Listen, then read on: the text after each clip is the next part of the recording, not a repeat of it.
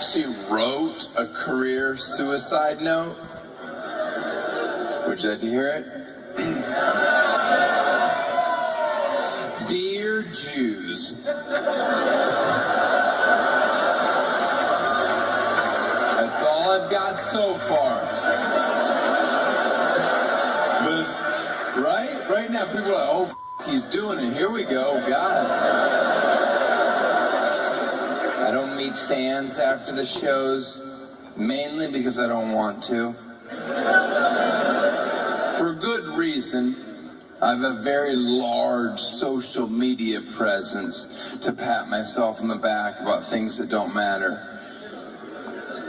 On average, I receive around 1,200 death threats a week. Yeah, no, it's fun standing up here.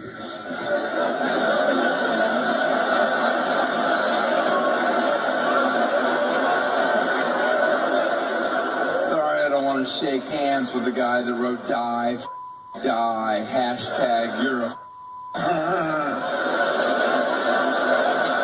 I'm a fan, I was kidding. I apologize sincerely about ticket prices, but you have to understand, I can't risk performing in front of the type of people that can afford $10.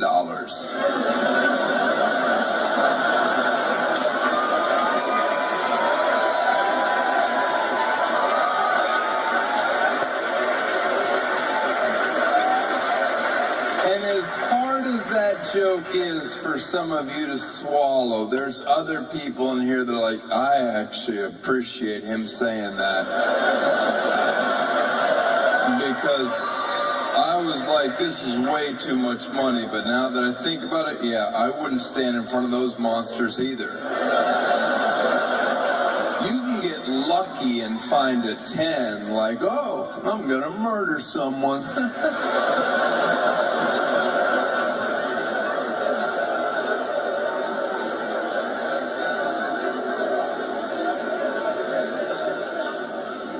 People accuse me of everything online.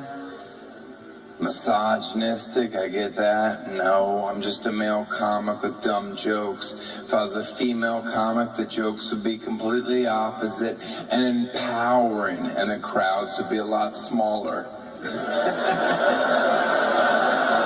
Yeah, because you don't support your own, ladies. That's on you. Racist? I don't like hearing that. I never use the N-word into a microphone. Anymore. I'm so aware of social issues, even when I'm home alone doing laundry, I won't use the word colors. Yeah, I do a load of whites and a load of darkies, and that's it. That's it. Because I want to be on the right side of history. Not gay. I have a girlfriend, not by choice. I blame Hollywood for ruining every relationship that I've ever been in. What you don't realize is how negatively they affect your relationships. Everyone's aware of the liberal media bias in the news, but what about the way they portray couples in every sitcom, where there's a dumb husband chasing his wife around the whole episode like, I want to have sex, and she's never in the mood. And they just hammer that stereotype home. That men always want to have sex and women never do. Let's get this out of the way right now. Women want to have sex way more often than men. I assure you, ladies, this is not the perspective you're going to enjoy.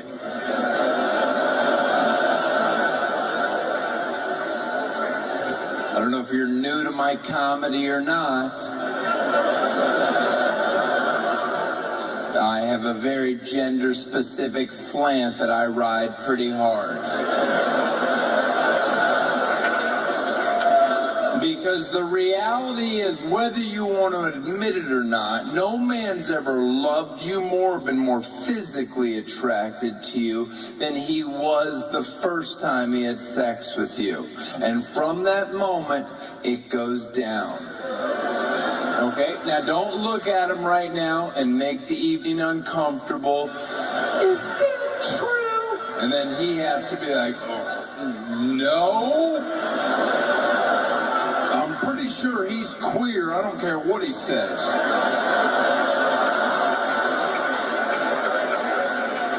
It's true 100% of the time. How fast it dives is case by case. It doesn't have to fall off a cliff immediately. We've all been there when it does. Can you be happily married for 50 years? Of course you can. But know that for him, every time you have sex, it's going down a notch. Men die 10 years earlier because we want to.